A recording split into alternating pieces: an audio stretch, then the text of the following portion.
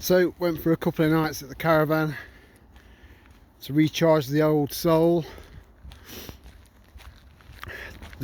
The two downsides, there was a few anticlimaxes, but overall I do come back. I do feel like I've come back refreshed. It's definitely done me some good. Being surrounded by beauty like that, you just, yeah, everything suddenly becomes way less complicated. You know, they say clutter on the eyes is clutter on the brain. I've stayed well clear of YouTube and everything else, so I'll be reading all the comments and responding and stuff when I get back off this walk.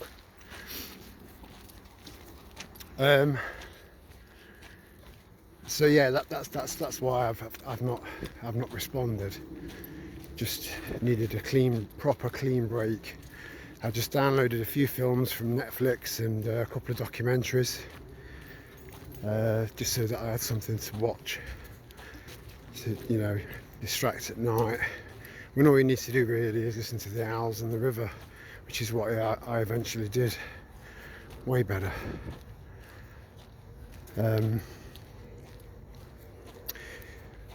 So I'd like to talk about anti-Semitism.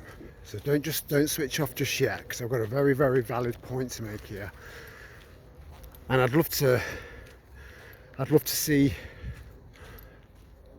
what happens to the video, if it, you know. So, Mr. Bridgen, now we all know what he said. Initially in a very, very empty room in the House of Commons, no one was interested, because it wasn't about pay rises or anything that was going to benefit them. Quite the opposite. Some are saying, you know, I'm hearing people saying, well, I think it's he's done that on purpose. It's all towards the great reveal, as they're trying to put it, because they can't hide it anymore, you know, and they're going to be able to hide it less. So his comments on being, have a look at the word anti-Semitism in the dictionary, or I mean, that's old school. I've got a couple of very nice dictionaries at home that can't be changed, like the definition of vaccine. And just look up the definition of anti-Semitism. Doesn't really match what he said, and it wasn't really him that said it. He was quoting someone else.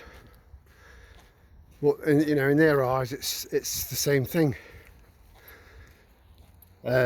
just as bad when it's not.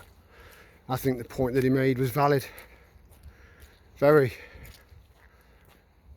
I mean, we're still in the early stages here. This could be. It could be worse. So, does that make me anti-Semitic? Does it? Because, you know, honestly, I'm having a good look around, and I can't find anyone that gives a flying shit. And if you think that's pushing it a little tiny bit, when I was working in kids' homes, we had to do a lot of courses. The educational build-up before you get stuck on shift on your own was pretty decent. One of these courses was about FGM. Now, that's female genital mutilation, right? Bear with me. So it was basically a non-graphic educational video about keeping an eye out for signs, you know, whether that be, you know, young, usually Asian girls of a certain minority, a certain culture,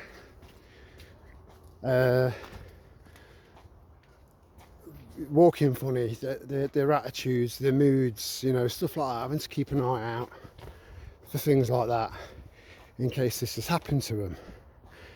because it's very, very common, way more common than you think. One of the things that I'm not keen about doing online courses is that you've got no one else to sort of cross-examine your thoughts and give you a different perspective on what it is you're reading and your thoughts at the time of you thinking it and whilst you're doing this course.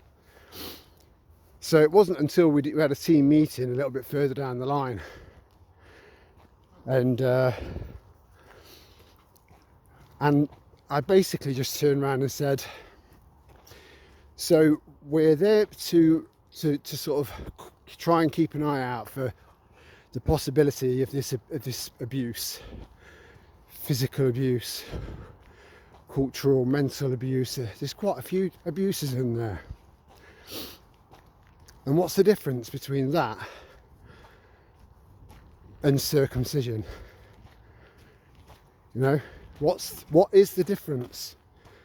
You're still mutilating a child, usually without an anaesthetic, at an age where the child has no fucking idea what's going on.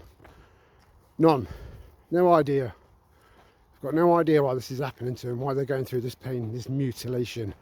So does that make me anti-Semitic? Does it really? Because I've said that, in my opinion, it's abuse. It's child abuse. No matter how you butter it up, that's child abuse. So I stand by Bridgen and what he said. 100%. I think he's right. Regardless of what side of the fence you're sitting on, most of you'll be sat on the fence. So I think that's the kind of group we've got, the type of little tribe we've got. Good place to be. It's usually where all the truth is, in the middle. So yeah, shall I title this anti-Semitism? This little walk and talk.